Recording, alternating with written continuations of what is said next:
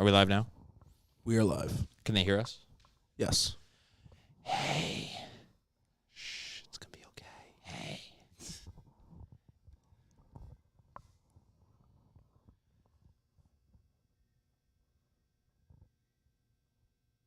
Since we're like ready to go, this countdown seems like a little much, but I kind of like it's kind of like soothing to watch the numbers go down. It's not for us. It's for the humans. I see. They love numbers. They do love numbers. Call-in Studios got to be connected and get in. All right, I got you.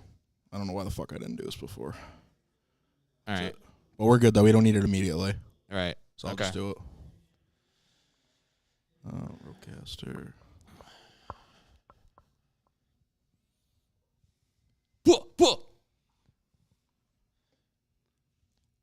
We should have had music during this. Jimmy, we're lowering your food rations, honestly. Oh, no. Yeah, we're going to do music now. Jeez. Here we go. The human guitars. I think so. Guitars. It might be guitars. Party.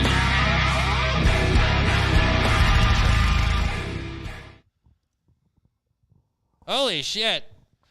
Live from space. It's Shroom Show, everybody. How are we doing? Today, we have a very special episode. Not only is it the new year, 2023. Well, I mean, you know, in relation to your son, it's the new year. But not only that, but we have a very special guest, a perennial candidate for President of the United States on Earth. We don't know if he's running in 2024, but we're going to ask him. Isn't that right, Ray? We're going to ask them all sorts of things. We're going to ask him stuff and things. And Tyler, how you doing? We love you. So Vermin Supreme Love will be joining us shortly. We love him. Happy New Year, everybody. How do I feel about vamps? How do you feel about vamps, Ray? Depends on what kind of vamps. Yeah, I'm not even sure what kind of vamps he's referring to.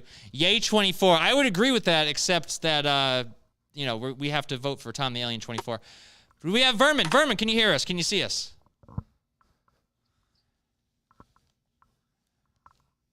Jimmy, we're having some kind of technical difficulty. I think it might be on his own.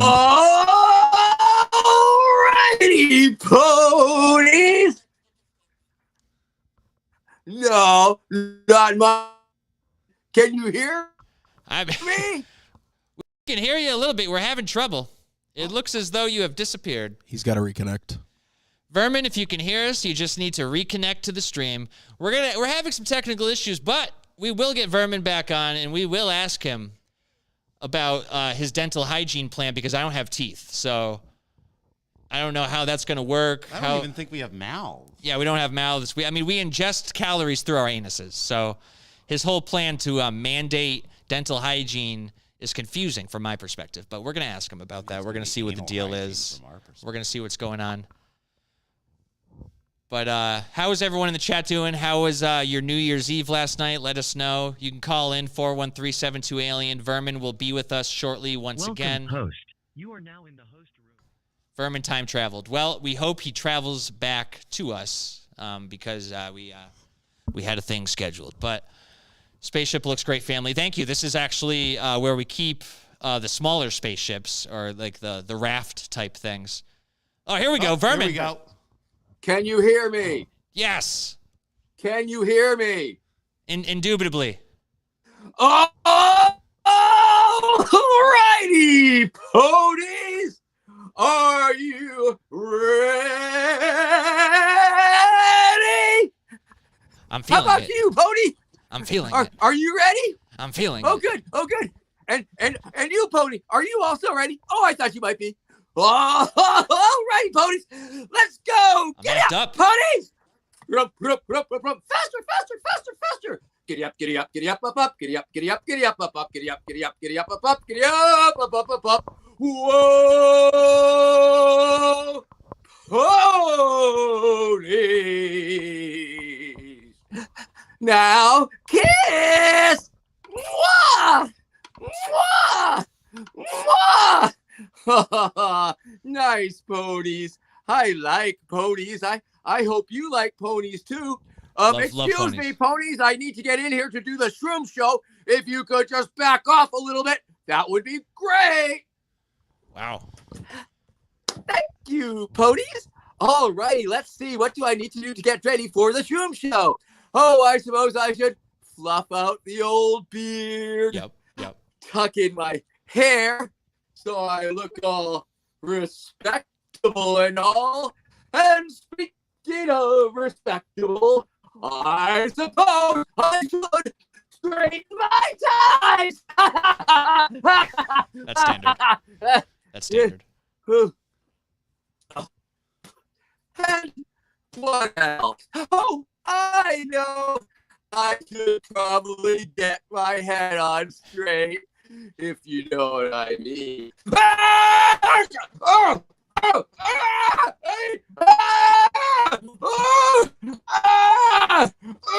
might be on the spice, Donnie. He might. Looks dangerous. Yeah.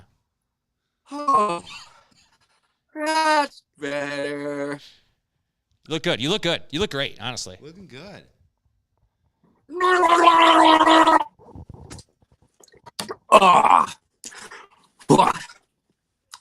Well, I guess it's time to fire up the old super duper computer here and get this party started. Okay, are you ready? Fire it Here up. we go. Tip, tip, type, type, type. Scroll, scroll, scroll. Roll the imaginary boomer mouse all over my imaginary boomer mouse pad.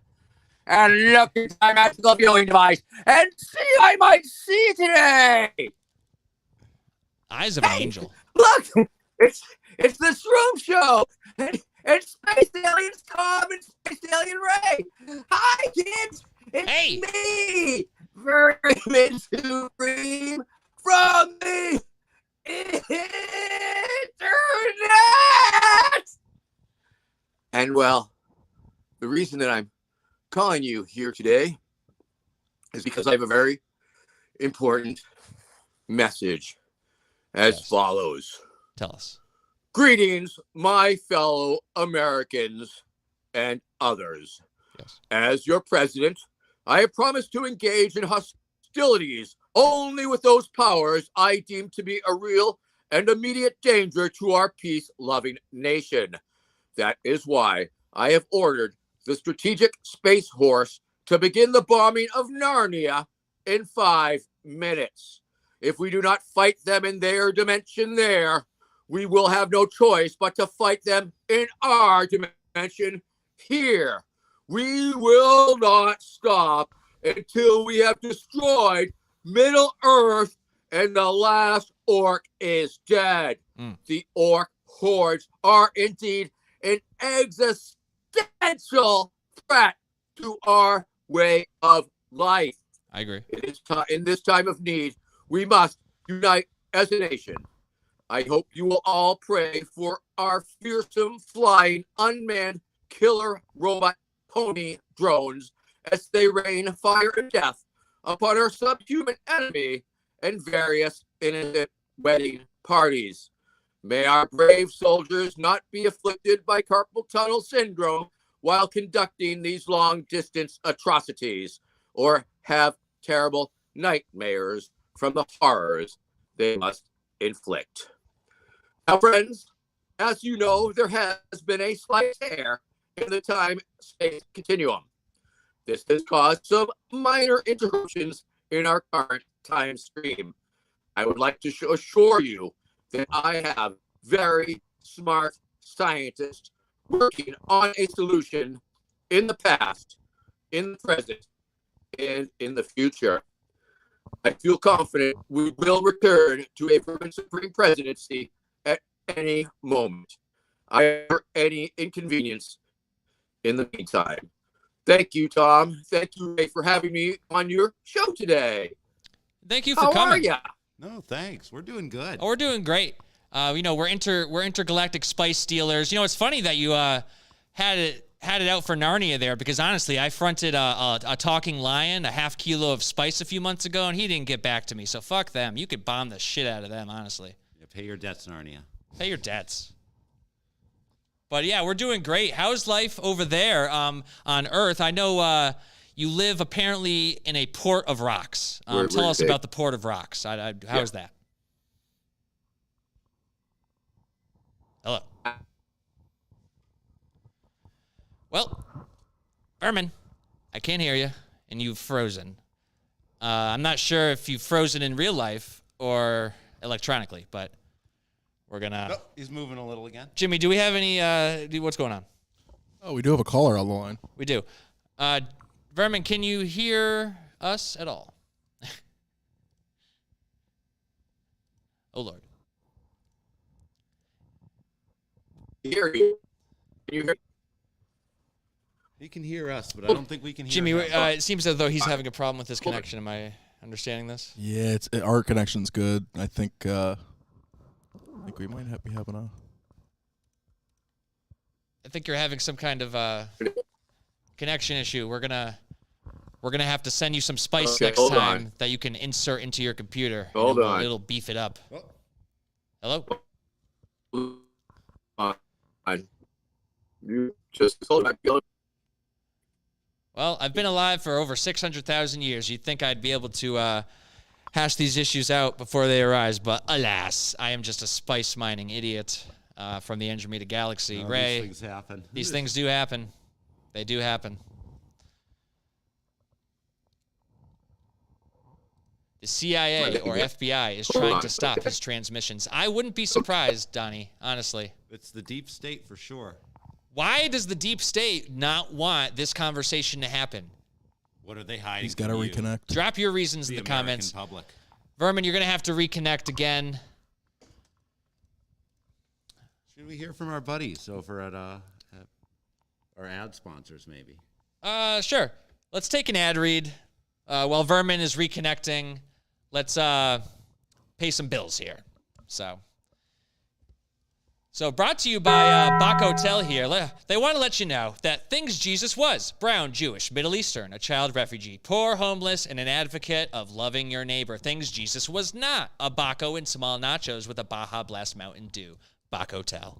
Now, that's a strong message from Bach Hotel. It has some anti-religious sentiments there. What do you think of that, Ray? I mean, always delicious and always sacrilegious, Bach Hotel. Addy, I do not know why Vermin is recording on a potato. We sent him an HD 4K GoPro potato, but apparently we're going to have to upgrade what we sent him. Upgrade to the onion. Yeah. We're going to have to send him an onion next time. Still waiting on Vermin to connect. All right, that's fine. We do have a caller on the line. Fuck it. Let's take a caller. What do we got? We got a caller from New Hampshire. New Hampshire. Looks like the name's Holden. Holden. Is that the guy from that book from high school? Hello.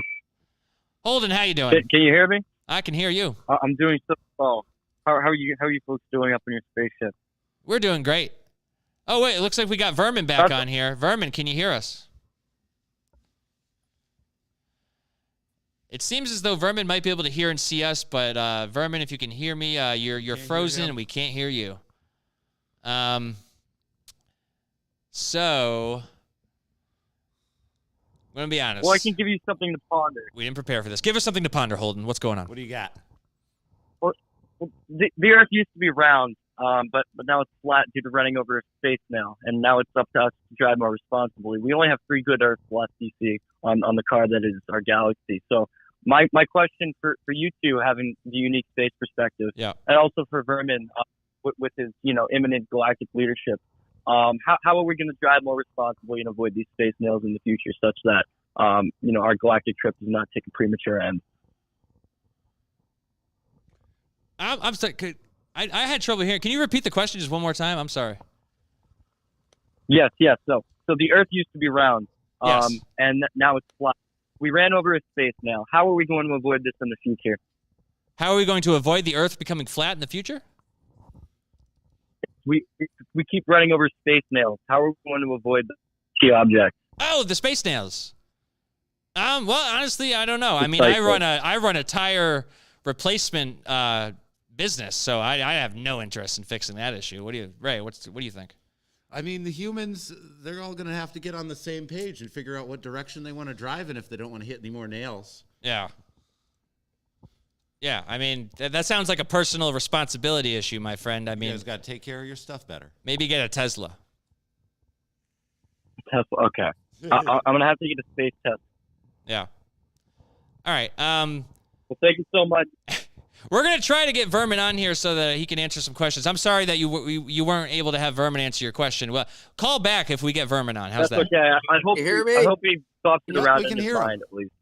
Oh, we can. I think we can hear him now. Vermin, are you there? All right. I have a better idea. So here's what we're going to do. Holden, are you still there? I am. All right. We love you. Have a good day. I love you too. I'll see you later. All right. We're going to try to have Vermin call in here because I think that's going to be a better option. So Vermin, if you could just call on your phone 413-72-ALIEN, and then we can at least talk to you. Because I'd love to hear your voice. Hello? Oh, I have to unmute yourself. It sounds like a night. You sound like Okay, if you're one of my embarrassing, dreams. but let's see what we can Oh. do. Oh, it's starting to come in. We are receiving transmission, hopefully. Oh, a beautiful dream, I hope. It was a beautiful dream. Oh, What? we're getting them. yes. Do It you was a dream of- yes. Okay, I think we got you now. Yes? Yeah. So I think I was asking you before. Hello? You Hello? apparently I know you're from Oh, Earth. am I back? Yes. Apparently you come from a port full of Thank rocks. goodness. I paused for that.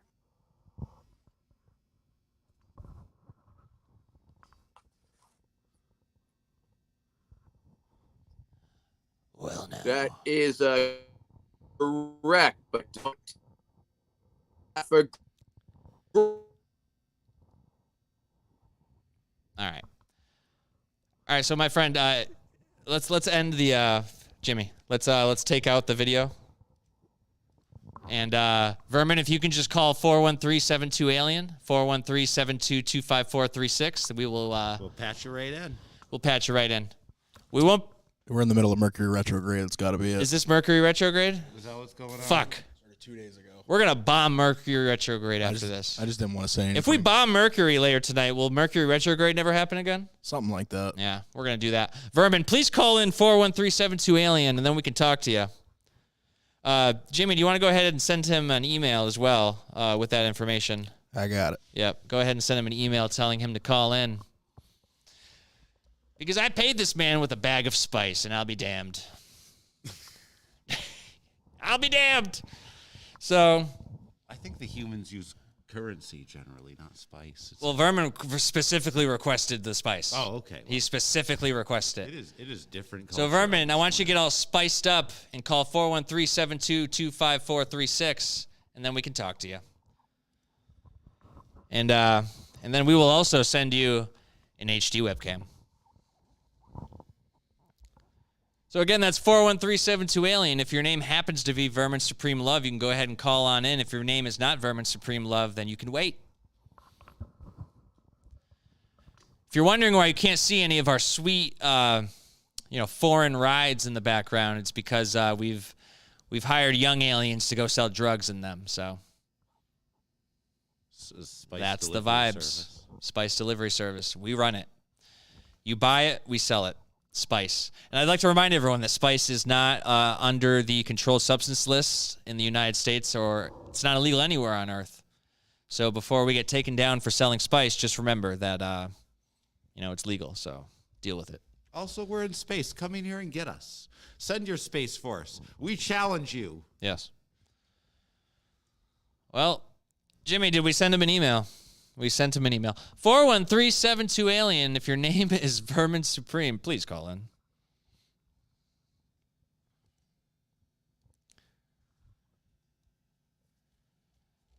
I was doing some tanning earlier.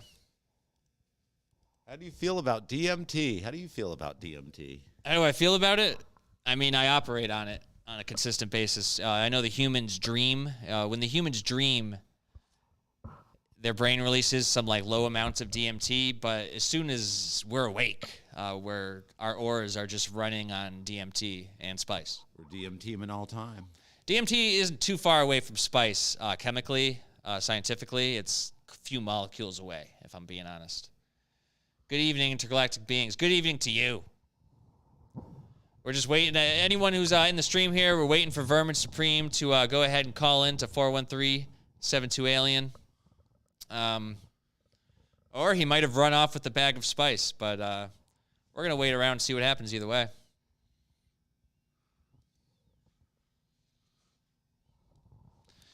Jimmy, how's your life been lately?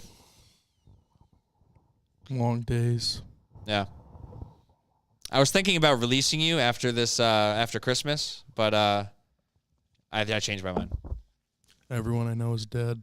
Yeah, well, that's Jimmy's life. So at least you're not Jimmy. Anyone watching? Jimmy, you can't be such a sourpuss. You can't let things just get you down like that. And then you're starting to drag us down. It's like not even fun. Can't you be a happy slave? I'll try. Jeez. Yeah.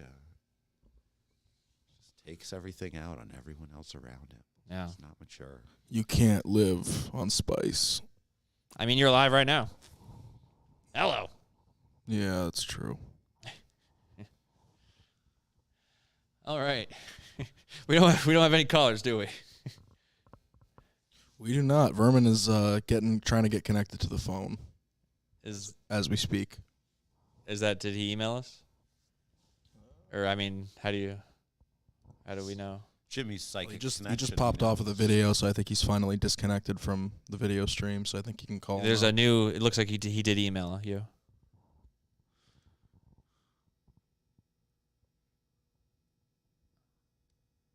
Oh, that sounds lovely. Little UFO tattoo. In my neck, I got a tattoo of a UFO abducting a person. Wow. Well, I guess the best flattery is imitation, so thank you.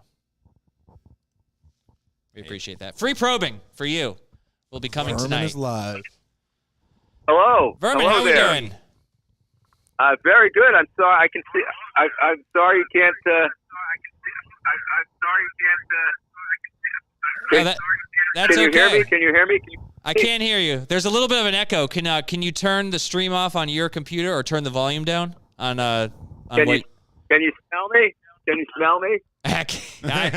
You smell like a combination of a nice pair of slacks and some stardust. A little rustic. Thank you. You're very kind. Hello there. It's nice to be on your show. I'm sorry you can't see me. That's okay. But I'm glad that you can hear me on the telephonic device that we have here. It's just nice to hear your voice. We appreciate you. We're going to send you a potato HD cam next time from our planet. It's high quality. Oh, it looks like we could see you again, kind of. Can you sort of? I can see me. There's a connection here. The microphone is registering, and the picture is registering, and I can see you guys registering, and the. Yeah, so the video is really choppy, and it's kind of like on our end. Basically, you're just like you're a slideshow of varying things. I guess that's okay. Yeah, so we'll keep. Yeah, this is fine. This is fine. We love you. So Vermin. Okay, thank you very much. No, it's once again, it's very kind of you to have me on this most esteemed and venerated website or whatever it is that you are, and I thank you very much for sharing me with your audience and your audience with me, for that matter. Yes. Thank you. Oh, you're welcome. We're still trying to figure out what we are. So when I figure that out, I'll let you know. But I think I might have asked you this question 3 times already, but let's do it again. How you're from a land of rocks in a port. Can you tell us about that? Yes, I suppose that I can indeed. It is true. I live in a relatively undisclosed location that I do disclose every so often. It is on the eastern seaboard of the North American continent. I live on the Cape Ann Peninsula, which is a little peninsula that juts out into the North Atlantic Ocean. On a clear day to the south, you can see Boston. On a clear day up north, you can see the coast all the way up to Maine. And on a good day, you can see the sun rise over the ocean and set over the ocean. So it's a very nice place. Granite was indeed a very important industry here for many years.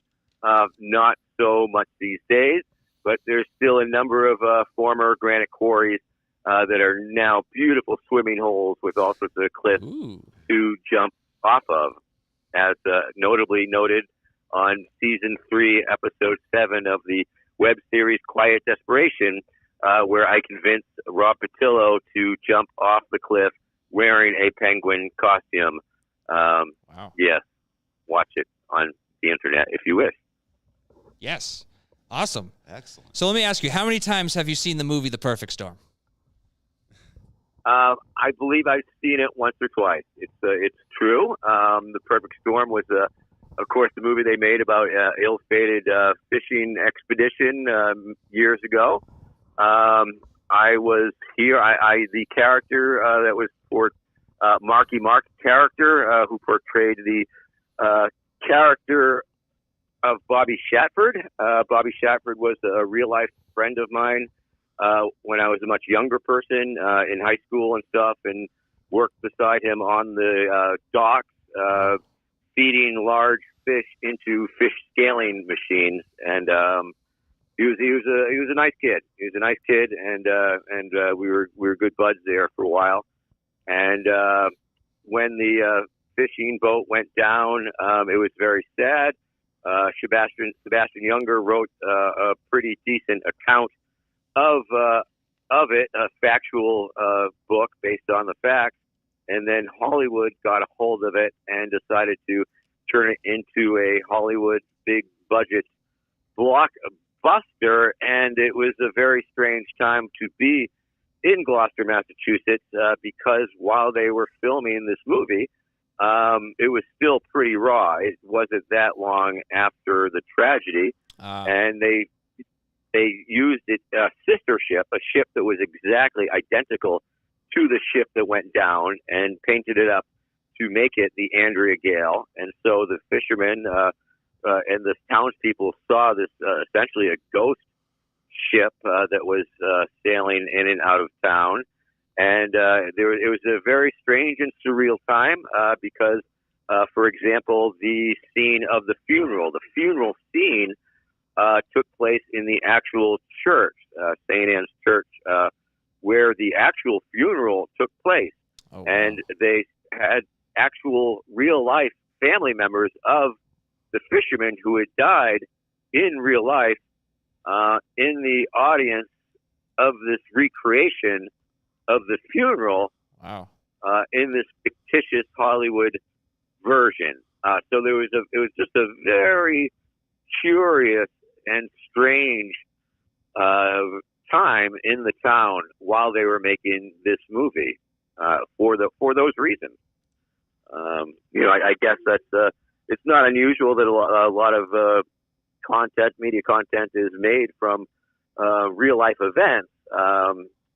But this was definitely, I think, one that was one of the strangest ones for me. Yeah, sounds like a strange time. Wow. Now, of course, Gloucester is also the town where 13 teenagers got knocked up, and they decided that it was a conspiracy. And they also made some sort of made-for-television movie about that. But that was just not as powerful emotionally, I'm afraid, as The Perfect Storm was. Are we talking about kids? Yeah. Yeah. Oh, okay. Well, teenagers. They were like high school students. Right. I forget when that was, but that was a scandal.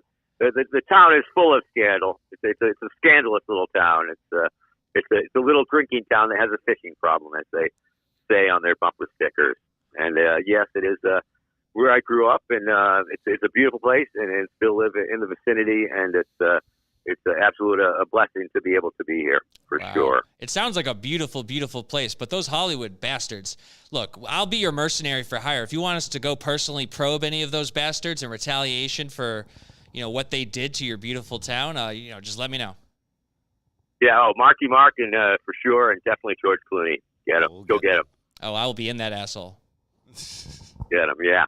And, of course, Rockport, the town that I'm in, also was a double for Sitka, Alaska. They filmed the movie The Proposal with Sandra Bullock here, and they made this little Rockport town into Sitka, Alaska, with fake snow and fake vegetation and fake license plates and computer-generated mountains in the background, because we don't really have mountains in the background. So that was fun. But once again, that wasn't as emotionally impactful as the Perfect Storm movie was. No, there's quite a filmography in this neck of the woods, for sure. Yeah. And of course, I have my own filmography right here in the woods and all that. We've appeared in many strange little indie type of production features. Yeah. Yeah. So, what I know you might be running for, you might be considering a run in 2024. We'll get to that. But what other projects are you working on right now? Right now, we are laying the groundwork for that eventuality. Indeed, there are things brewing. We've recently had meetings of our exploratory committee, and so we are exploring up a storm for sure.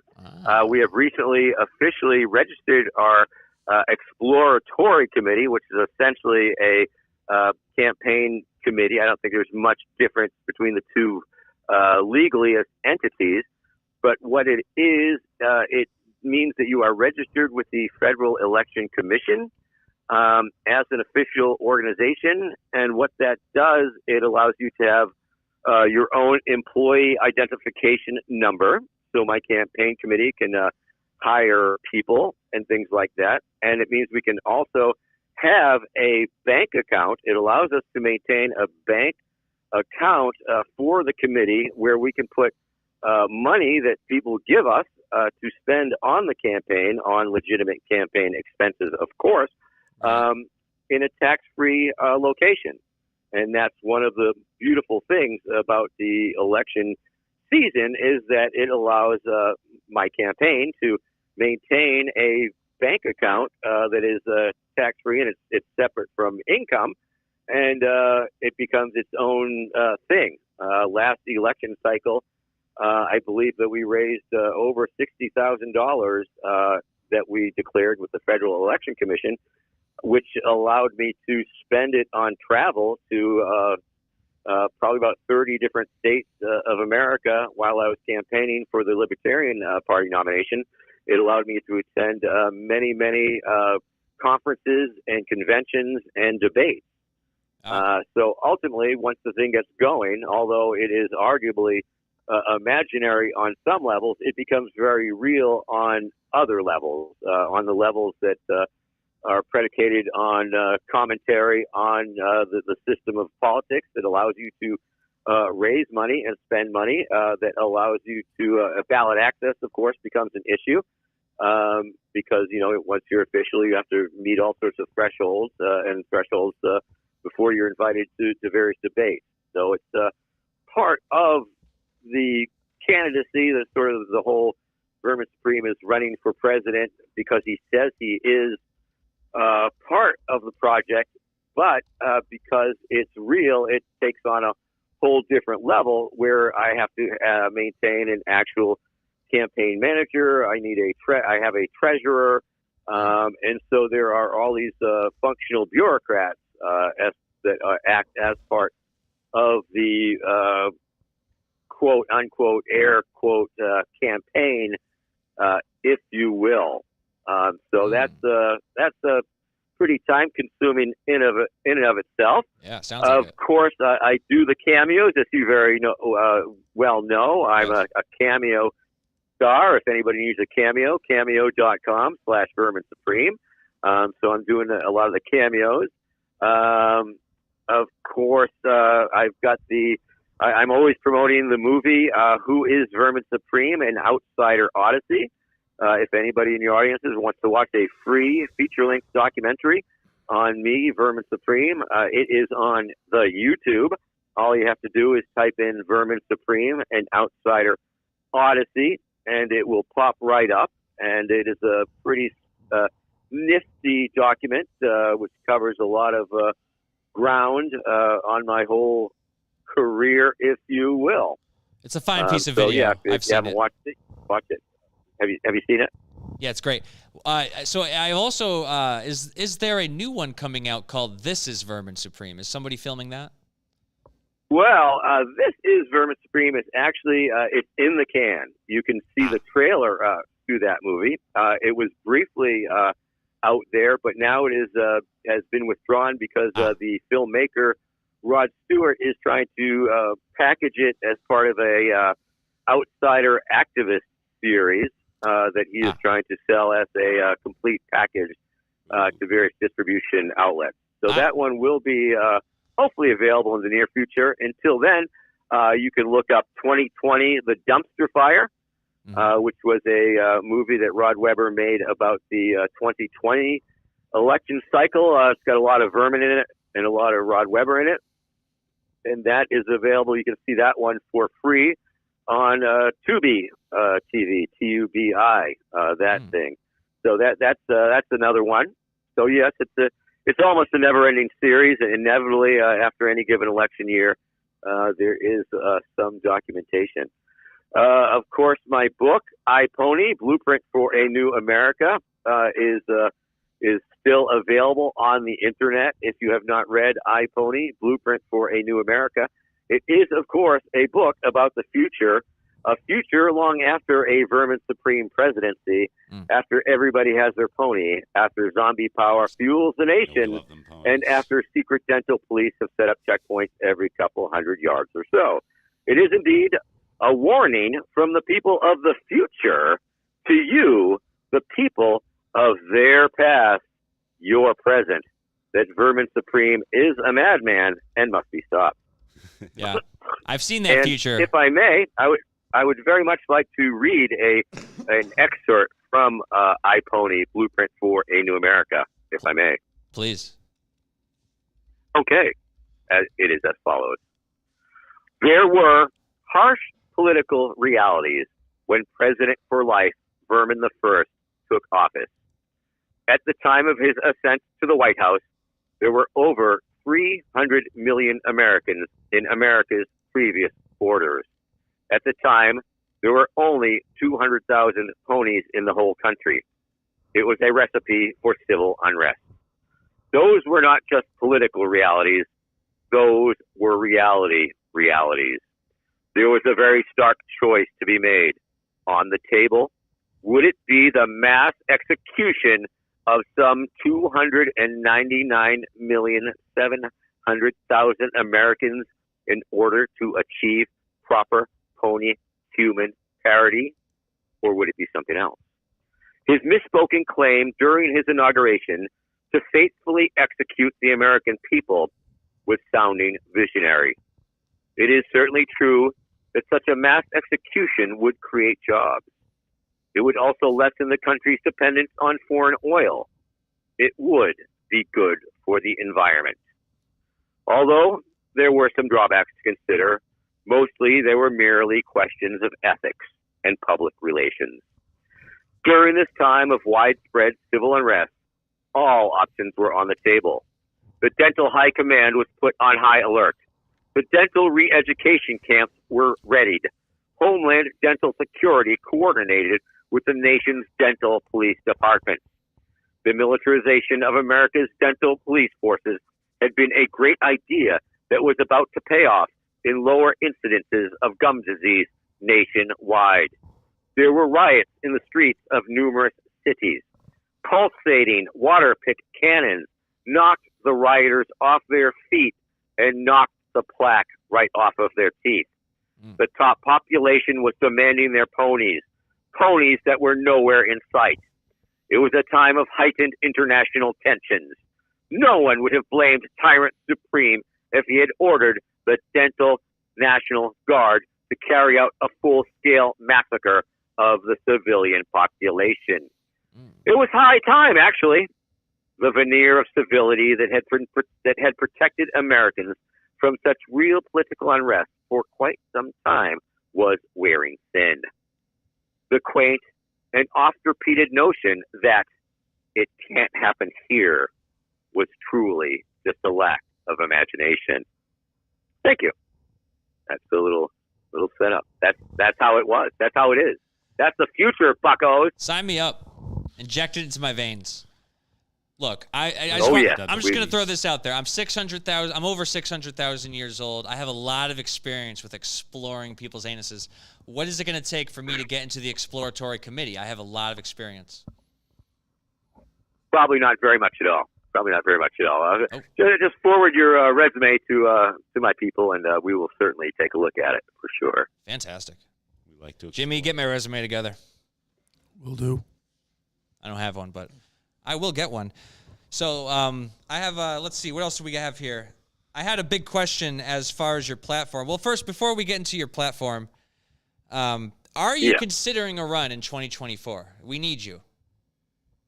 Well, I would have to say that the inevitable answer is certainly yes. However, I must play coy because it is very important to tease this shit for as long as possible, naturally. And so, as I say, I have formed an exploratory committee. I will be conducting a series of, I guess we will call them podcasts or a series of something, where I will be interviewing different political parties in order to see what they might have to offer me as a candidate and the American people as a political party. And so I'm going to be going through the whole list, hopefully, and hopefully I'll find people that will be able to talk to me and try and convince me why I should represent them or why they should represent me for that matter. And I'm going to, that will take some looking at and some thinking of. I mean, we are laying down the infrastructure, I will say that. And as I say, we have formed an exploratory committee, which is essentially just an excuse to raise money. So that's very exciting. I believe our exciting new 501c4 is called Vermin Supreme Says Pony Up America. So that's a real live legitimate name of a legitimate organization that is legitimately seeking for people to give them money, I guess, for shits and giggles. I've always maintained that essentially it is for entertainment purposes, and people should consider it part of their entertainment budget, and the politics that underlie it are just sort of an added bonus, if you will. Now, many people ask me, Vermin, are we going to literally use ponies for currency? And I answer people who ask this question. I answer that.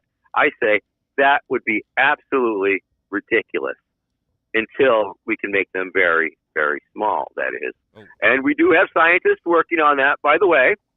And, of course, ultimately, it would be up to the Federal Pony Reserve to make such fiscal policy. But I think the important thing to understand, of course, is that once we have universal pony ownership, we will have equity in the ponies that we own. And once we have universal pony equity, we will be able to borrow against it. Now, once we've established pony-based debt, well, we can bring in the bestest and the brightest from all of the Ivy League schools to create the most opaque, arcane, hard-to-understand financial instruments imaginable. We will create quantitative pony easements, pony credit default swaps, and AAA pony junk bond markets, and all of these things. We are going to create a huge pony bubble in the economy. Now, once again, of course, we all know that bubbles are great in the economy at the time it is occurring. All cylinders are firing. Everybody's making money. It's an amazing thing. But unfortunately, many bubbles will pop. But this bubble, however, is going to be reinforced and steel belted and last forever. Thank you. I'm Vermin Supreme. Pony up. So you've also said in the past that if elected on day one, you're going to use a time machine to go back in time and kill baby Hitler. Now, my question to you, Vermin, is, are there any other evil historical figures that you would consider adding to your day one kill list? I mean, why stop with baby Hitler?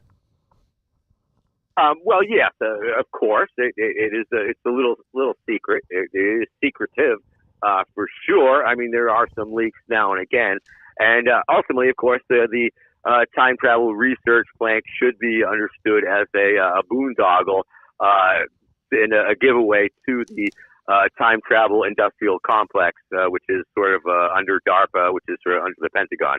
So ultimately, and of course, once we start spinning it off, each and every congressional district will be heavily vested because they'll all be making components to the system, and ultimately it's going to take quite a while. So yes, it is true that I may have very well said that, and it should be noted that yes, I do say a lot of things, and that is certainly one of the things that I probably did in fact say. Now, will I actually be able to follow through with what I said? That's ultimately the question. But luckily for us all, we are indeed operating in any number of different time streams, as you are aware. Yes. And I am quite confident that it is going out to play exactly that way in some different time streams for sure, with different butterfly results. Understood. What do you think the American dream is, and is it still alive? Well, once again, I believe that are you referring to the trailer for This Is Vermin Supreme? By any chance? I am not. I'm holding your feet to the fire here, and I am asking you because once again, if I may reference on response, a journalist did in fact ask me what the American dream was, and my response was indeed pony fucking. Yes. Now, is that alive? Is the dream to fuck ponies alive? We can all get behind. Yeah. Yeah, that's especially the pony. Yeah. Okay. So I did. That's the sort of a canned response, I guess, and that is the American dream. I believe it's one of everybody having their own pony, a pony-based economy, a transition to a pony-based economy. Because yes, the transition to a full pony-based economy will not be an easy one. There will indeed be some grumblers, pony haters in the beginning. There will be those that scream, big government! And, of course, these malcontents will be dealt with swiftly and harshly. Many pundits may argue that it will never work, and they will be sent to work camp to be shown otherwise. I see. We will be using the social safety nets to catch and contain the poor people, because these people are impediments to the new utopia. Clearly. They are examples of the dangers of old thinking. They are speed bumps in a world that will have no use for speed bumps any longer. I say to create a new world omelet, you've got to break a few eggs. I think that's just a given. That's just understood. So yes, thank you. Thank you for asking. Yes. Yes, I believe the great Elon Musk from the 1800s said that first. What is your relationship with the bronies? Well, I respect the bronies as a subculture. Of course, they are nerds. They are a stripe of nerds and a stripe of geeks that are very important to me in my constituent portfolio.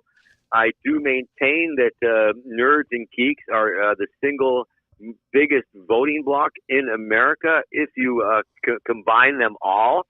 And there is a vast number of little weird geeky subcultures on the internet and in the country, and it is they are my people. Let me tell you, I am the candidate of nerds and geeks, and if you were to poll the nerd and geek community, I believe I test very well there. As far as the bronies themselves, I will say that the little brony in the jar with all the cum, I don't believe that is really representative of the larger brony community. I see. I believe that bronies are fine, upstanding young people with a fine, upstanding, perhaps unhealthy obsession with sexy ponies, be that as it may. The brony community was very instrumental to my becoming a meme. There was a moment in time between the time where I went viral back there in 2011 after glitter bombing Randall Terry, and between becoming viral, being viral, and then turning into a meme. And the brony community was instrumental in that transition, propelling me from simply somebody who had gone viral into an actual meme. So I am, of course, forever indebted to them. And if you are familiar with my campaign theme song from 2012, entitled I Am a Meme, I do give the bronies a total shout out. I am a meme. Awesome. My name is Vermin Supreme. I am a meme. On your computer screen, on your computer screen. I am a meme. I take my coffee with cream. I am a meme. I am the bronies queen.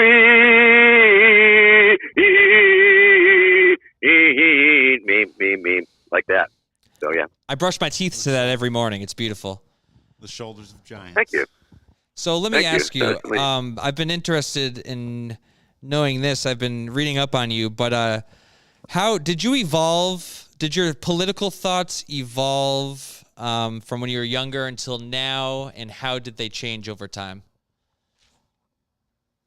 That's a good question. That's a very valid question. I will say I'm still consider myself a left anarchist, one who enjoys Kropotkin as the original gangster. I believe reading Peter Kropotkin early on was a very influential and inspirational had effect on me in terms of mutual aid and cooperation and compassion and bringing those things into politics. So I that part has not changed in the least. Of course, I have discovered this very interesting and curious, unique, and humorous way to insert myself into the American electoral political system by finding these simple yet elegant devices, boot on my head, and ranting about ponies and toothbrushing and zombies as a way to promote my message. And I believe that part has been very successful, and it has allowed me to spread the good word. You know, I mean, this boot is a magical boot. It contains magic. It allowed me to exponentially multiply my reach of my First Amendment ability to communicate with people. And so now I do a couple little podcasty things. It's called High Noon with Vermin Supreme. Yep. Saturdays at noon on YouTube, and then on Sundays on Twitch. And people tune in from all over the world. India, Germany, just various random places, Australia. So it's reached really far and wide. Now, as you may know, I was seeking the Libertarian Party nomination in 2020, and of course, the Libertarian Party has a ton of baggage. Libertarians have a ton of baggage. Yeah. It took me many years to overcome my prejudices against libertarians or what I perceived libertarians to be. But I was recruited nonetheless by a bunch of swell libertarians, many of them libertarian socialists and members of the Libertarian Socialist Caucus, which more closely aligned to my own personal politics than perhaps the more cultural conservative libertarian strain that has recently taken over the party, if you will, and has been involved in a lot of their recent horrible, in my opinion, messaging that is very alienating to potential converts. But that is. I just want to say I find that term a little. I don't know. How do alienating? I don't know. What do you think of that, Ray? I don't know. I don't like it. But so I'm sorry. I got triggered. I'm sorry. No, it's a good solid sign. I'm down with the alienation. And so that it was a very interesting experience for me. It was like the first, because I've been running these fictitious imaginary campaigns for some 30 years. But in that particular instance, it was my first actual real live campaign where I was actually seeking the nomination of a political party. It entailed that I dealt with it in a very, very different way. I had to be not as facetious. I had to present myself as a more serious individual who was worthy of their nomination. I had to present myself as someone who was able to represent what they were attempting to put across, which I believed was put forth in the platform, the Libertarian Party platform. So I was specifically saying, well, that's what y'all stand for, so that's what I'll present for y'all. It was definitely a hard sell because a lot of people could not grok how a serious party could put up a perceived joke candidate and not have them be perceived as a joke party. A lot of people just couldn't handle it. But after all was said and done, I made it 4 rounds in ranked choice voting at the national convention in 2020, and ended up with over 20% of 1,000 delegates. That was like 1 in 5 voting delegates who agreed with the premise that my candidacy was indeed a bold, unique, and different way to successfully present our ideas. So it was a very important step in a learning curve for myself, because I had never considered even operating on that level. I had never had any interest in doing it, but various people reached out to me and convinced me that I should do that. But I did find myself that I inevitably, and I think this is true of anybody who really enters politics on a real type of level, where I attacked right. I had to tack it a little bit to the right, and so that was very interesting. Being sort of a real politician for a split second in time, where I had all the concerns that a real politician has, trying to appeal to the base and trying to say all the right things. It was very curious because, especially during the debate, where you'd be up there with like 7 to 12 other candidates, and you would be asked a question, and everybody was trying to answer it, the best libertarian way they could, and I would try and do that also, but I was, able to insert a lot of my humor into it, and spin it more towards the message that I wanted to put out there. That mutual aid is a very important thing that people need to be involved in order to wean ourselves off of the government.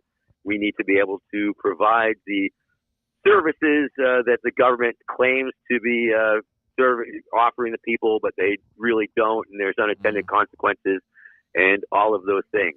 I mean, there was a certain dovetailing between my own beliefs, as a nonviolent direct action practitioner and the libertarians' non-aggression principle. So, very close alignment there.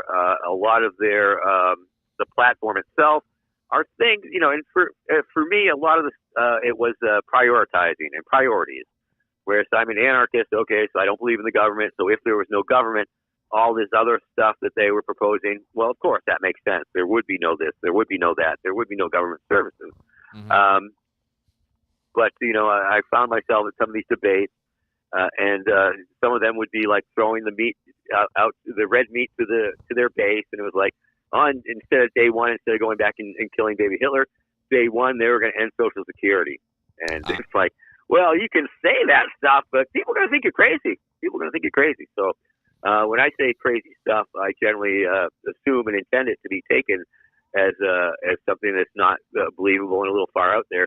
But many of those people seeking the nomination at the time are saying things that seem to me a little extreme and perhaps, once again, alienating to the mainstream voters. Right. And currently I've really sort of stepped away from my involvement with the Libertarian Party, because they are a lot of their outlets are saying some very embarrassing things and things that make me really mildly concerned that I was during my time while I was presenting and seeking the nomination, I also was making the case that it was certainly a place that anarchists and minarchists were working together, and that there was indeed space for left anarchists to work with right anarchists, but the current staff, if you will, doesn't quite see it that way, and it's unfortunate, but it's not quite as big a tent as I had hoped it would be. The times are changing. That's for sure. Yeah.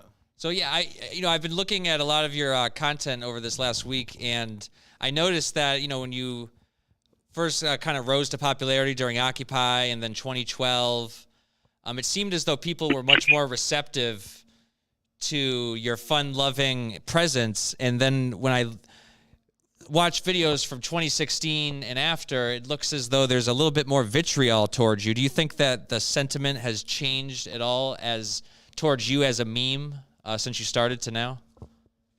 Well, it's interesting. I believe that because, especially 2011, 2012, when I became a meme, when I went viral and became a meme, people from the left and the right understood that I was not attacking any particular candidate or any particular political party. It was more of like a total spoof and a goof on politics in general and the system in general.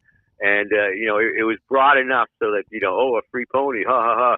Mandatory toothbrushing, that's wild, ha, ha, ha, authoritarianism. Yeah. But so I was able to make my critique in this fashion. And yes, everybody really loved it. In interesting aside, if you watch the extended version of the original debate, one of the things that was not included in that 5-minute greatest hit that went viral was the very end, where I said, I did a mic check. So we have an Occupy style mic check, and I said, welcome to the New Hampshire primary. You have been occupied. And that was not included, and I'm sort of glad that it was not included because that would have turned people off from the right.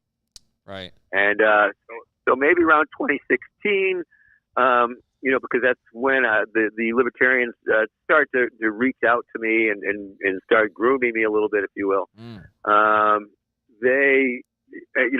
There is, I think I just became famous. It was the same people, but it was people with radically different beliefs than mine, who like the Hoppian strain, the followers of Hans Hermann Hoppe, who puts forth a vision of libertarianism that I find extremely distasteful. That involves, having your own little covenant communities, if white people only or whatever, and using physical force to remove people, and it's really what I think of as an ugly vision of libertarianism, and a lot of those practitioners really fucking despise me, and as much as I despise them. Get it together, libertarians. Come on. Yeah. Right, Ray? Yeah, that's not. They gotta get it together. That's not good news. Well, I'm sorry that you've been so disrespected by them. We'll have to add them to the probe list. Who do we got? We got Mark Wahlberg. We got George Clooney. We're going to add some top-tier libertarians to the probe list. We're coming for you. We got you, Vermin. We got your back. Are you still there? Jimmy?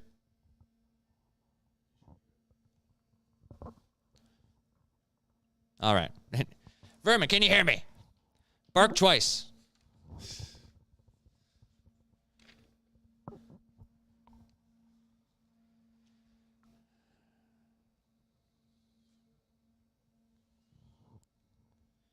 Vermin, we have seemed to have lost audio connection with you.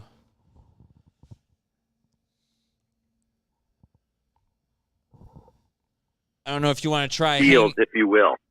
Oh, hello. Hello. Okay, we lost audio connection. Is the caller there? We lost audio with you for a second there. We got you back now, it looks like. Oh, okay. Very, very, very good. Very, very, very, very good. Sorry about that. We'll be better next time, I promise. But let me ask you. Oh, yeah, no worries. Yeah, we'll make sure. I was just excited that we could do it on my phone. I tried to call it up on the laptop, and it wasn't working. But anyway, let me say this about that. Oh. The free pony program will do its job as a jobs creation program. It will create lots and lots of jobs. Yes. It is a job multiplier that will have ripple effects throughout almost all sectors of the economy. Ripple. There will be a surge in pony-related industries. Surge. Business will increase exponentially for saddle makers, alfalfa farmers, blacksmith sectors. The all but extinct buggy whip makers will return with a vengeance. The factories that produce American-made novelty pony hats and oversized pony sunglasses will go into overdrive. All buildings in America will be required to be pony accessible, providing thousands of jobs in all the trade industries. Detroit will be retrofitted to produce pony carts and pony-based and pony-friendly mass transit systems. There will be pony refueling stations with no need for fossil fuel. Our oil pipelines will be retrofitted as pneumatic tubes that can transport both humans and their ponies. There will be pony poop collection facilities. There will be virtually no unemployment, as every non-working American will be conscripted into the pony poop collection corps of America. Yes. Composting pony poop into fertile soil for America's future will become one's patriotic duty. The switch to a pony-based economy will revolutionize the way America does business. Ponies will create American jobs. Ponies will revitalize America. Wow. Ponies are a green transportation solution. Yes. Ponies produce usable methane gas. They lower our dependence on foreign oil, an abundant source of pony-based fertilizer. Ponies are the future of America. Ponies are a viable currency for goods and services. Ponies have cute little tiny carbon footprints. They do. Ponies are a renewable resource. Ponies are nice. Ponies are recyclable. Ponies are cute. Ponies are low in cholesterol, and ponies are delicious. In summation, free ponies for everyone, no new taxes, and economic prosperity for all. Thank you. Well, I'm hard, and you're not going to have to conscript me into any pony poop collecting regiments because I will volunteer. That's actually a delicacy back on my home planet. Pony poop, pony up. Fantastic. Nice. So let Vermin me ask Supreme. you. Oh, yes. Yeah. So let me ask you. Let's get down and dirty here. Alrighty. You. Dirtier than pony poop? Yes. Jimmy, get the pony poop heated up. Put it in the microwave, please. Do we got it in the microwave? All right, great. So, Vermin, I want to know, do you have anyone that you specifically have drawn inspiration from in your life creatively, and have you ever heard of or met Wavy Gravy? I certainly know of Wavy Gravy. I'm very familiar with his Nobody for President campaign, which is indeed an inspiration early on, for sure. Who's going to change America for the better? Nobody.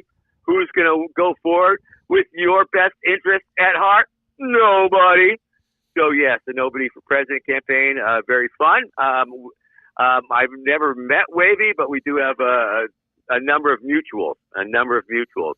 As far as inspiration, of course, in speaking of Wavy, there was many of the other yippies were indeed very inspirational to me. Abby Hoffman, Jerry Rubin, the Trials of Chicago 7, with some amazing guerrilla theater. Essentially, the yippies were really some of the pioneers of guerrilla theater, of using crazy ass, batshit, out of control, situationist type of things to provoke political change.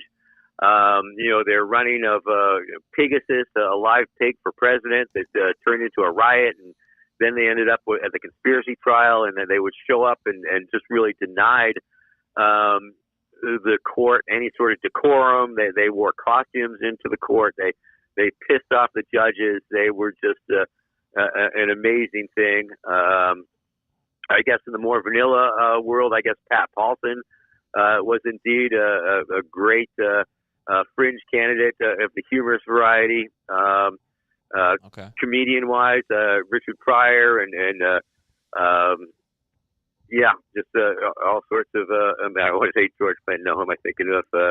Yes, and so just a lot of anti-authoritarians, a lot of activists, a lot of humorous activists, people who use humor and spectacle. The situationists, I guess, were pretty snazzy in that regard. Dada, the surrealisms, all of these various strains that I still utilize, that I still use, that I hope to carry on that tradition of turning the spectacle around and inside out and making it look at itself and making people question, why not? We can afford all this money for all these wars, for all these bombs, and well, once you do the math, yes, every American could own their pony. So why not? Why are things the way they are? Why aren't they different? Why do we have to accept them as they are? So it's sort of this anarchist idea of expanding horizons, of expanding people's understanding of the situation that they are in, their relationship to the bigger culture and consumer culture and media culture and political culture. And this is the method that I have discovered that has allowed me to directly address and directly critique and interact in real time, in real life, with many of these frightening power mongers. So yeah, I think that there's a lot of possibility and a lot of potential for creativity to break through the noise, for creativity to be heard in the discourse. Long live imagination. Yeah. So I think that's another. Oh, go ahead. Yeah. I was going to say that, yes, the imagination is very important, and I think that's one of the services that I help provide when people are talking to me and meeting me, and they want to talk about zombies and ponies and things that we all know aren't real, but we want to talk about them as if they were real and as if they are real. Much like you obviously are real live space aliens from outer space. Yes. In the documentary "Who is Vermin Supreme," they insinuate that your performance art is similar to that of the ancient Greek Diogenes. What do you make of that assertion? Perhaps. I think I got it a lot cushier. It's hard to say where Diogenes might be if he was existing in this day and age. But I'll take it. I'll take it. It's not a. I've heard that comparison, and sure, I mean it's very, very complimentary. Fair enough. Yeah, he liked to fuck with people, and he would do some crazy shit. So yeah, sure, why not? I like it. So one of your slogans has been, "I'm a friendly fascist, a tyrant you can trust. Let me run your life because I know what's best for you." Now, given that context, what do you make of the way that our government handled COVID over the past couple of years? They tried. Government's going to try. Government's going to do what government's going to do. I think you always like to think that they're acting with the best interest of the population at hand, especially in medical emergencies. And I tend to, I understand that the state will claim even extra powers during times of emergency. So it was a time of emergency, and they did indeed claim special extra powers, and that may or may not have remediated the pandemic, if you will. And it certainly had negative impacts on people's lives and negative impacts on the economy. But of course, also did the pandemic itself was a pretty outrageous and frightening thing. So I myself had my campaign pledge, and that was, of course, that I was indeed going to go back in time and kill baby COVID. That I was indeed going to create COVID-free zones, make different zones COVID-free zones, because it works so well with drug-free zones and gun-free zones. I thought if we made more COVID-free zones, that would work to our advantage. And ultimately, I did promise to dig a small moat around the country and fill it with hand sanitizer. That was so. I definitely had a very serious COVID plan myself if elected. Great, fantastic. Now let me ask you this as well. Now, if you are elected, given the quote unquote cancel culture, who is the first person you're going to cancel who's still alive? Because you're going to go back and kill baby Hitler, but who can you cancel that's alive now? If I was elected, you say? Yes. And given full presidential abilities to cancel. Yes, I would definitely have to cancel myself, I think, at that point. That's a given, as is tradition. Yes. I would probably get my younger self from the future to do the job. Honorable. It's all here in my book, I, Pony, Blueprint for New America. Jimmy, can we bring the cover up from Vermin's book here? Let's go on the Google Images. There you go. What it looks like. You could, Jimmy, you have a mic. Jimmy, use your mic. I'm here. Okay, he forgot he had a microphone. We're still teaching our slave how to produce our show. It's hard. It's real hard. Free labor's. Yeah. Maybe what we'll have to do, we'll abduct a human and we'll send them over to you as a slave, and then you can start a podcast. What do you think of that, Vermin? Nice. I think so. I could definitely use more humans. So let me ask, I don't know if I'm coming out of left field here or if I'm being inappropriate, but can I ask, where does the name Vermin Supreme Love come from? What is the inspiration? Yes, I became Vermin Supreme, I guess it was around 1985. I was in Baltimore, Maryland.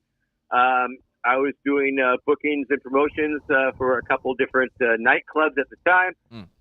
Of course, it was the sort of the tail end of the punk rock days where a lot of people were taking on various names. I was part of the art weirdo scene in Baltimore, and a lot of people were also utilizing different names. And so Vermin Supreme was the name that I took at that time. All club owners, all booking agents were Vermin, and I was the Vermin Supreme. And it was just a small leap into politics from that time. All politicians are vermin, and I was the Vermin Supreme. And eventually, very rapidly, in fact, it got to a point where it just became my real name. And the name that I had used previously was very vestigial, and essentially is my dead name. It's a name that is dead to me, and a name that I do not use any longer. And no. So, yeah. I see. Well, so it looks like Jimmy finally got a picture of your book up here. So we got Vermin Supreme, iPony, Blueprint for a New America. And you can buy that on Amazon, correct, Vermin? Am I right? Or you can find it at Bob Tomistic Book. If you go to iPonythebook.com, I think the publisher gets a little bit more money, and theoretically the artists are supposed to get a little money. I'm not sure how that's going, though. I haven't seen any money for it, but it's a good book, and you should read it. All right, iPonythebook.com. You're definitely going to want to check that out. Vermin. In fact, I could read another chapter if you like. Please. Yeah, by all means, please. Okay, I'm going to read prologue number 2. This is a very controversial and mildly erotic show, so be warned. I guess a trigger warning if ponies trigger you. My taint is ready. Okay, so you are ready? Yes. And I'm going to read this. This is a part of the story that I really like to read. And so it goes as follows. Hold on, let me get a sip of water here, and then I will get into this. This could be like a bedtime story. I don't know. We'll see. Okay, here we go. Are you ready? Okay, here we go. Ready, Betty. All right. Chuck's eyelids leapt open as his nose choked on the sharp, acrid smell of burning plastic. Knowing immediate danger when he smelled it and sensory overload when he experienced it, he tried to get a grip on the rapidly rising panic that his lizard brain was inducing. He looked around wildly through the chaos, trying to assess the situation. Alarms and warning sirens filled his ears. Instrument panels sparked and sputtered. The smoke and the blinking danger lights gave the cramped space the look of a hellish discotheque. Through the porthole, a calm beam of sunshine pierced the smoke and darkness. His eyes landed on the beam. He was able to orient himself in the cabin. The steady voice of the ship's computer calmly made its pronouncement. Please evacuate the capsule. He quickly came to the conclusion that his spaceship, Continuum, must have crash-landed on some unknown planet. Well, that's a fine kick in the ass, he said to himself, as he realized he was up to his shins in water. The ship was sinking rapidly. each and every one of the inflatable flotation gizmos, which were specifically designed to keep the stupid spacecraft afloat in just such an event, had obviously failed to deploy. The computer made a most welcome announcement. Atmosphere capable of supporting life.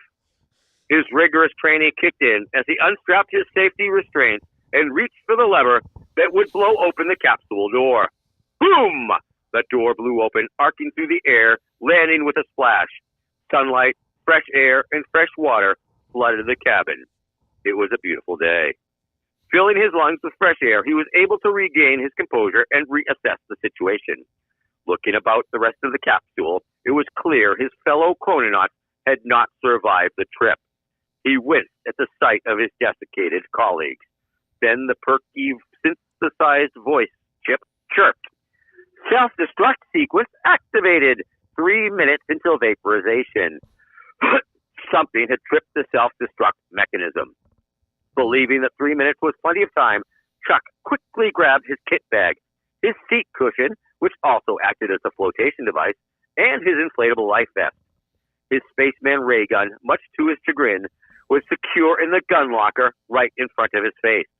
2 minutes until vaporization. There was not going to be enough time to enter the required information into the required field to unlock his weapon. He could see it, but he could not get to it. Damn waiting times! He punched at the plastic glass that stood in his way. Fuck! He swore. He really wanted his gun. Chuck waded over to the hatch and stepped up on its lip. Water poured up and over his time shoes and into the capsule. He looked down. Damn it! My favorite time shoes! They were indeed some really nice time shoes. He blinked and squinted into the bright sunlight. He felt its warmth on his stubbled cheeks. Chuck shielded his eyes from the sun and scanned the horizon, noting the direction of the land. Pausing momentarily, he said something somber and witty about his deceased coworkers in regards to their imminent burial at sea. Something about the captain going down with the ship. Goodbye, my captain, he saluted. Lest he be sucked into the undertow from the sinking ship or caught up in the vaporization, Chuck jumped clear. In an instant, he was furiously swimming and kicking away. 1 minute until vaporization. Bolts of electricity crackled around the skin of the sinking capsule. As the space machine submerged, the water sizzled and boiled as steam bellowed skyward. The computer voice burbled as it went under. 30 blub blub seconds glug glug. Exactly 29 seconds later, the ship imploded. As the machine destroyed itself, it produced an awesome shockwave that rolled over the water surface. The 3-foot swell lifted him up and set him down. It did not propel him forward in the least. He paddled and kicked and paddled until he could paddle and kick no more. He made it to the beach, pulled himself up onto land. Sucking hard for air, he blacked out. There was no turning back. Before Chuck opened his eyes, he could half remember his dream. A smile crept across his face. He felt the warmth of the day on his closed eyelids. A slight breeze caressed his skin. He was unsure as to where he was. Was he still in deep suspension on the ship? He did know that if he was experiencing this level of consciousness, the ship was approaching its destination and bringing him online. Slowly, he opened his eyes. He knew in a flash that he was no longer in space. Looking about, he found himself surrounded by humanoids. They looked like hippies. They were hairy all over and seemed to have no shame. They seemed to be unable to speak coherently, and they smelled terrible. True. The tribe eagerly welcomed the lost man into the fold. Chuck had hoped these savages might treat him like a god, but it wasn't to be. Instead, they treated him with a kindness usually reserved for idiots or children. He spent several days tagging along, joining them in eating nuts, berries, squirrels, and other small mammals. He was convinced one of their females was checking him out. If this was going to be his new life, in this strange new world, he definitely wanted to get laid. The tribe members' animal skin loincloths left little to the imagination. The women bared their breasts, as if they were just another body part. There were worse planets to be stranded on, he thought.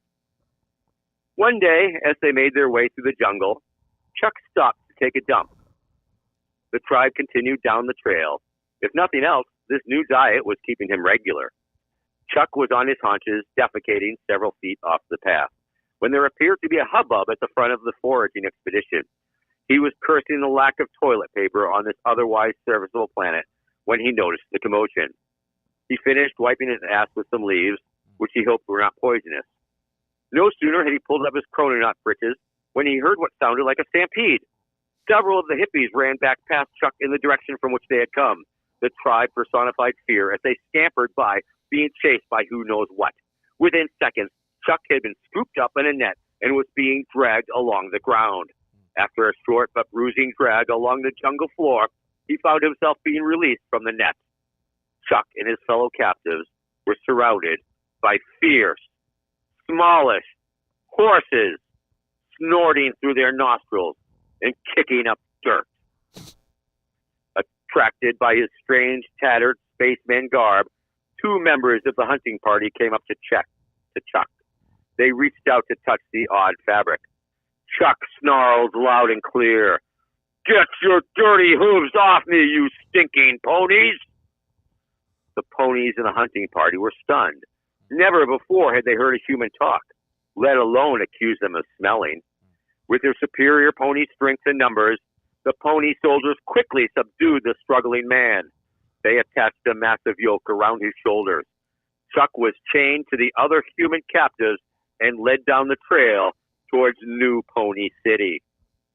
Marching him through the jungle, the ponies taunted him. "Do it again! Say something!" they challenged Chuck as they poked him with a stick. "No, you smell!" said another, fanning the air with a hoof. Chuck decided to shut the fuck up and did not utter another word. Shackled and naked in the lab, he listened as the pony scientists, wearing pony lab coats, went about discussing his imminent vivisection.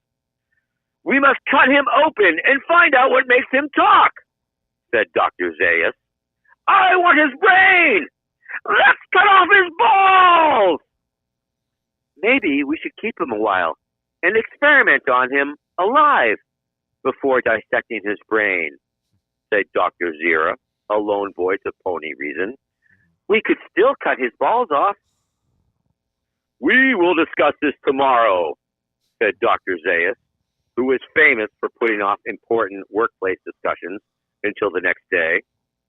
They all left the lab and headed home to their stalls and their paddocks. That evening, Dr. Zira came back to the lab to check in on the human prisoner. She glanced at Chuck through the bars with a gaze both tender and curious. She'd never looked at a human in such a way before.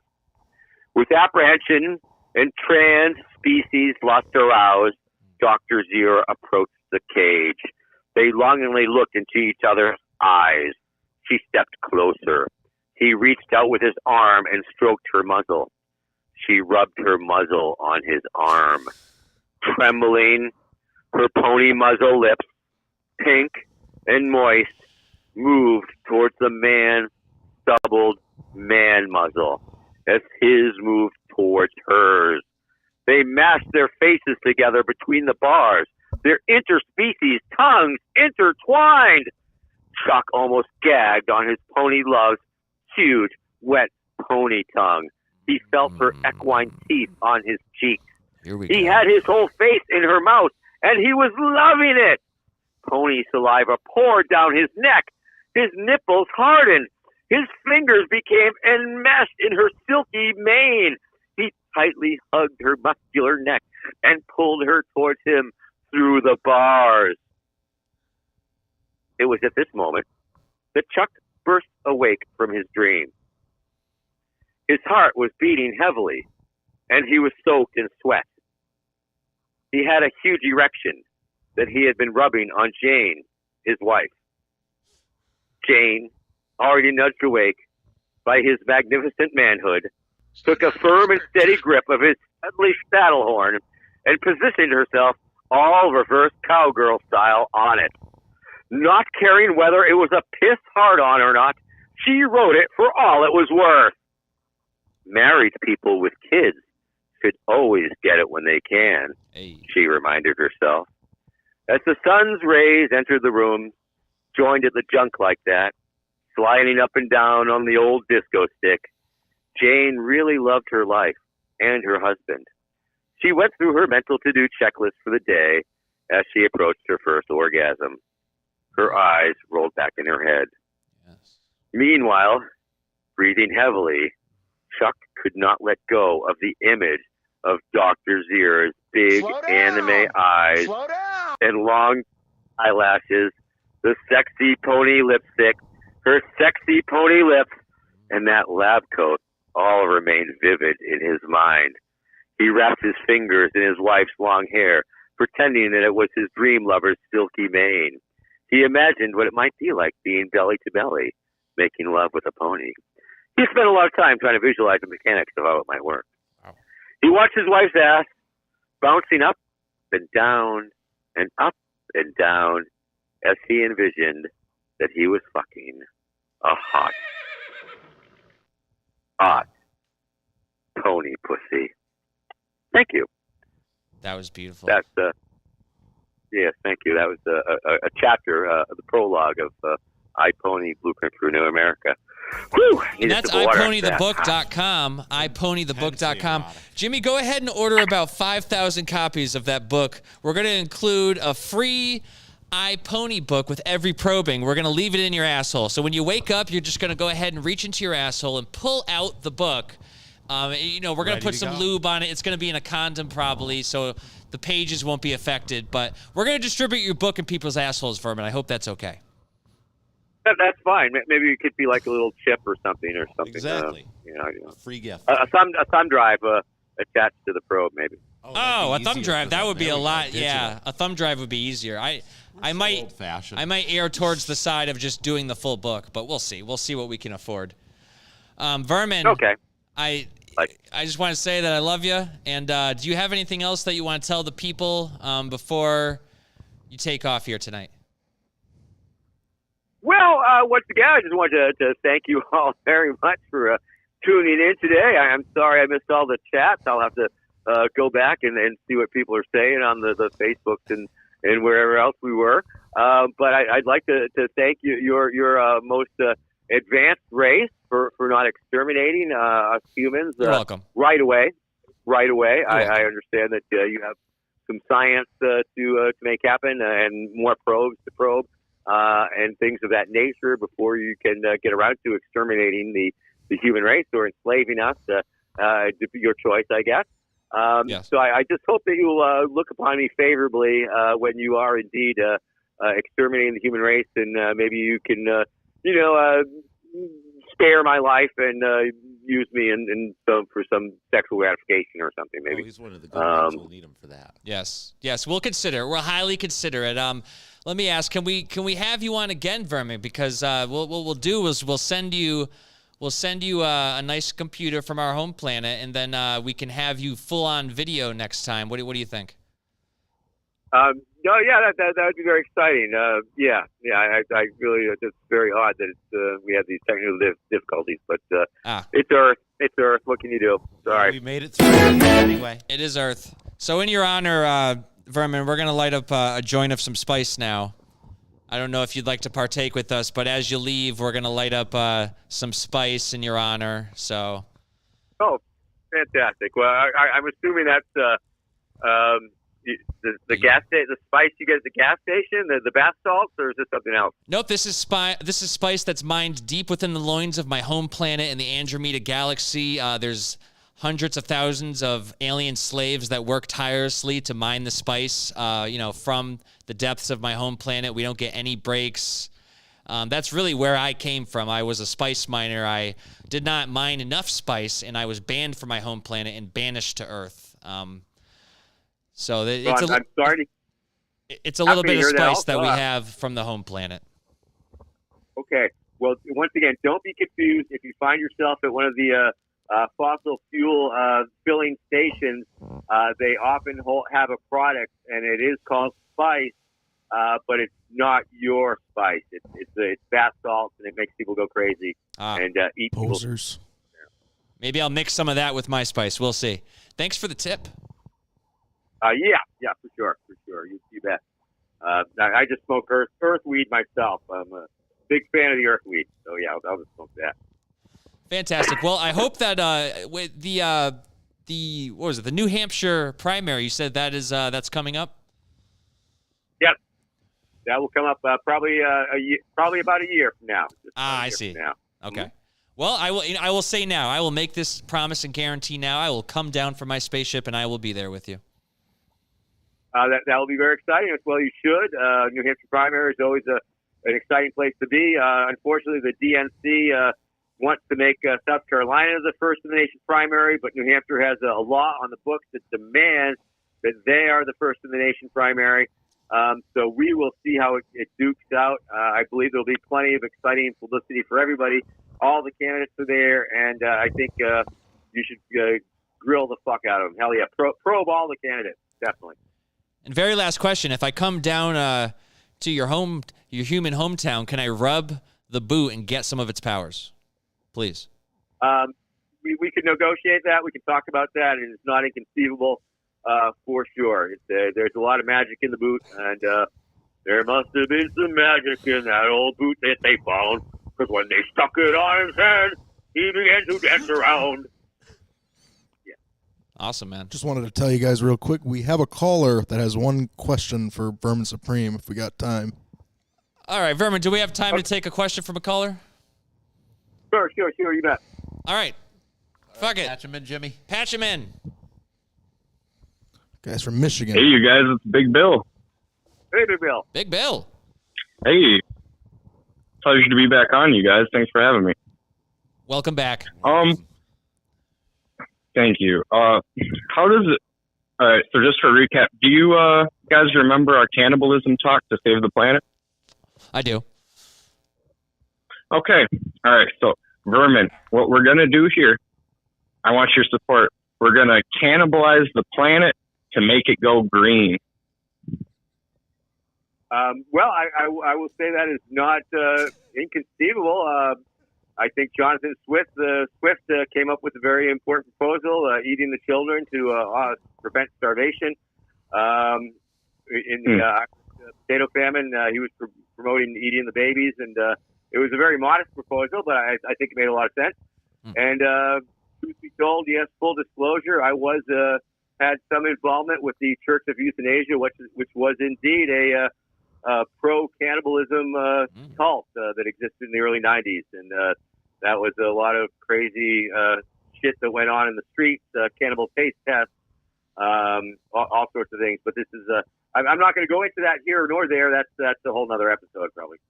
Oh, Vermin, you'll get no flack from me. That's absolute science pioneering. You're doing God's work out here, man.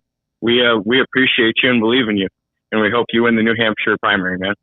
Thank you. You're very kind. Thank you for your support. Mm-hmm. Oh, thank you. All right, thank you, Big Bill. We'll see you soon, okay, my friend? Gem, Stay as big. always, my friend. Stay big and stay Bill. Oh, absolutely. Thanks, you guys. Take care. May the wind always be at your back. Vermin Supreme, once again, thank you for coming on, Mr. Love. It's been fantastic.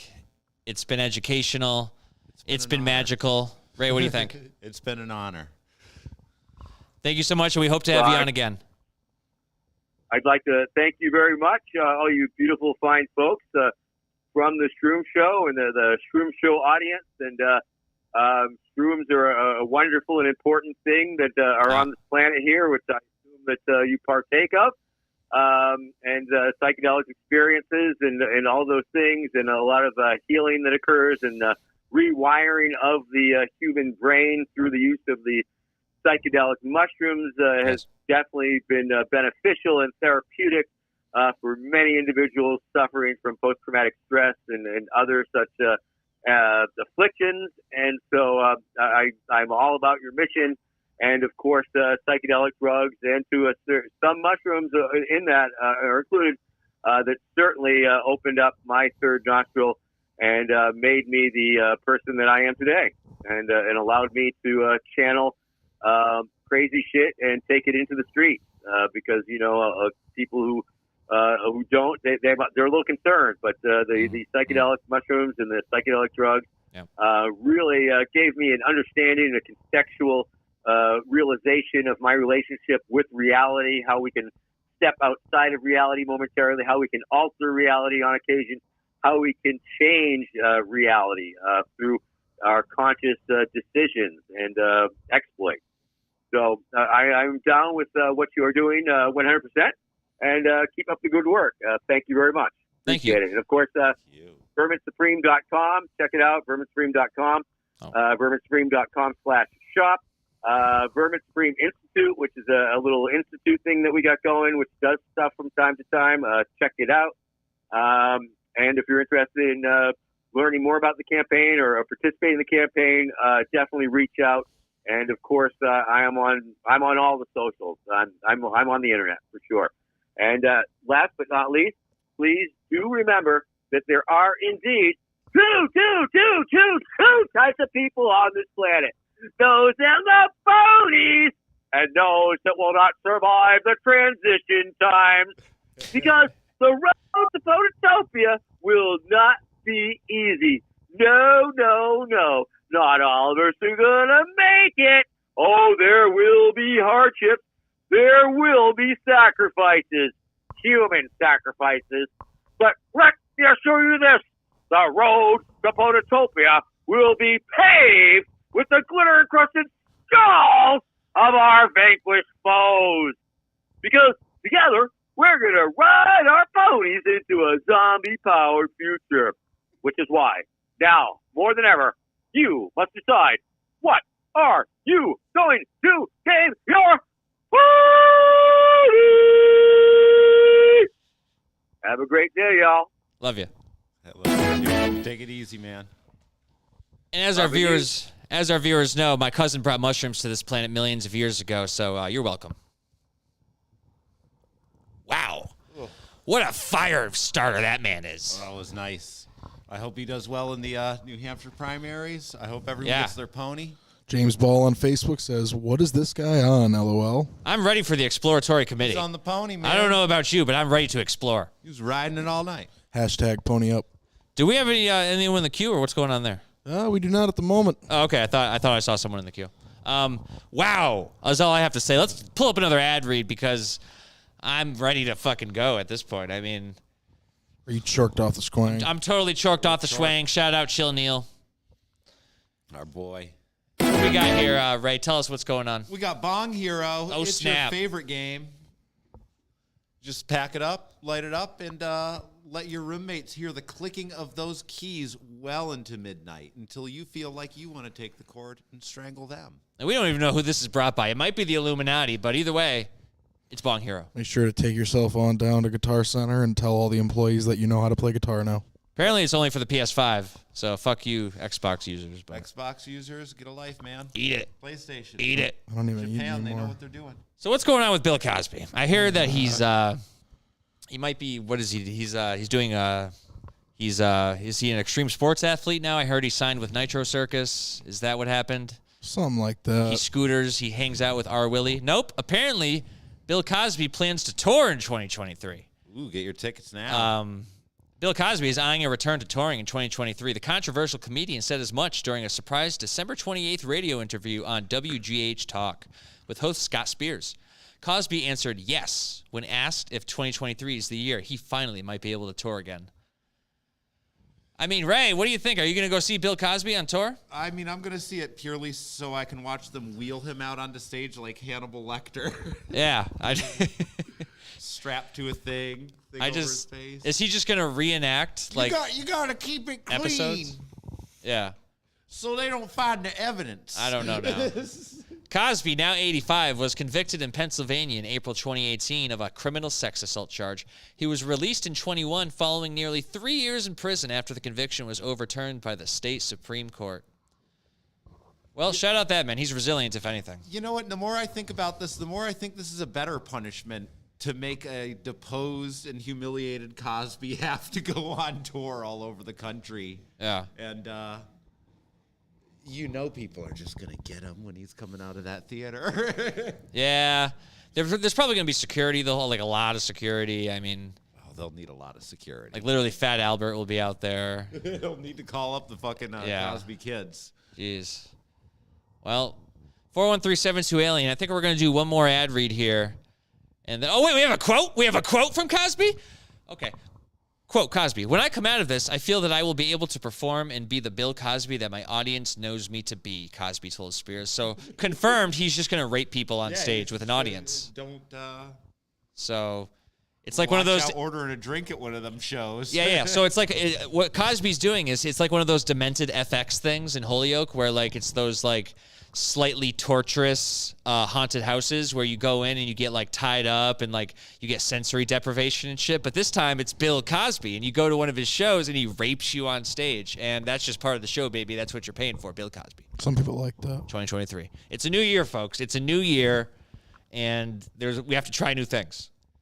So We have a get with it or get left behind. That's all I got to say. We've got a caller on the line. Bring him in. Just truly a vile. Hello. ASL. Hi. How you doing? Hey there. Am I on the spaceship right now? You're on the ship. In spirit, at least. Oh. That was an amazing interview that you did with Vermin Supreme. Oh, thank you. Yeah, he smelled very good. We could smell it all the way through the phone. He was attempting to appear on our show via potato, but I think next time we're gonna help him out in that manner, in that regard. We're gonna send him something. But yeah, what was your favorite part? When we got down to the brass tacks of him actually just immersed into how the political landscape became what it was for him, and I don't know. From the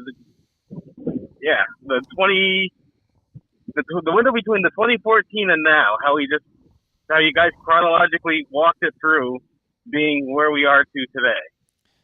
Yeah. Real talk, yeah. It's very interesting how the political climate has changed and, you know, someone so as unique as Mr. Supreme Love, how people perceive him while the political climate changes. I think that is very interesting, yeah. And he was very open about it. I will say I'm a first... Go ahead. Yeah. I'm a first-time listener and first-time caller, so... Oh, wow, man. I think I'm going to hit the subscribe button. Love you. Appreciate you. We're gonna keep likewise doing our thing and trying the best we can. So, yeah, I thought that was really cool, and I appreciated it, and your time and his time, and thank you. No, we had a lot of fun doing that. Thank you, dude. What is your name again? Glad you enjoyed it. Ted, where are you from? We're from Coventry, Connecticut. Nice. So you're close. Very close. We're right now we're hovering above Springfield, Massachusetts on the ship. I don't know if you can. It's the other side of the window, but scenic and sunny. That's where we're hovering from. Okay. Yes. Well, Ted, I hope, you know, I'm imagining that you're the teddy bear from the movie and that Mark Wahlberg is smoking weed in a couch next to you. So I'm just going to imagine that that's what's happening, and I hope you have a great night. Likewise. Thank you. Ted, we'll talk to you soon. Hope you call again. Peace. Okay. All right. Bye-bye. Fantastic. Wow. Well, I'm stimulated, Ray. I don't know about you. I'm up. I'm gonna be up the next 3 days. I'm gonna text everyone on my phone. Just say you up. That was so touching. I almost forgot how hungry I am. Yeah. No, I remembered now. Yeah, well, it was nice. You reminded yourself, Jimmy. If this goes viral, maybe we'll pay you in internet points, but, you know, we'll see. Funyums. We'll see. He's, well enough behaved. Do we have any other ad reads? Any commercials? We have one more. Feed it to me, Jimmy, because I need to buy my girl a new skirt. Honestly. There is no limit to the amount of glizzies you could shove up your ass, Snock.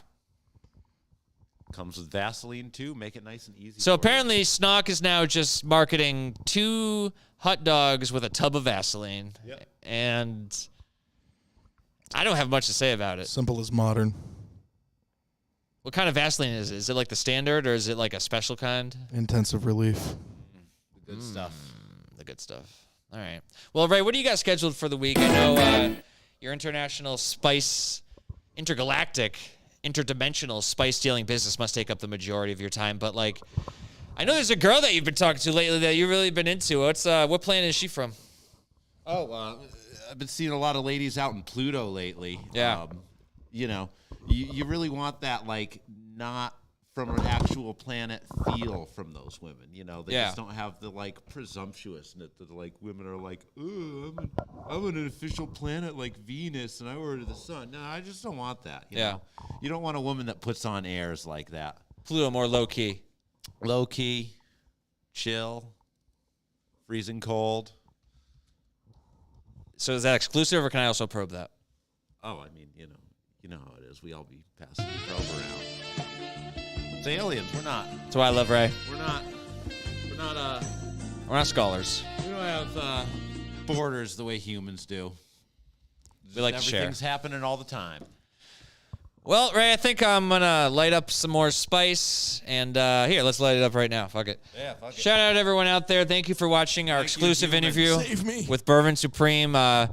Donate stars to our Facebook in order to provide Jimmy with food, or don't and let him starve. Either way.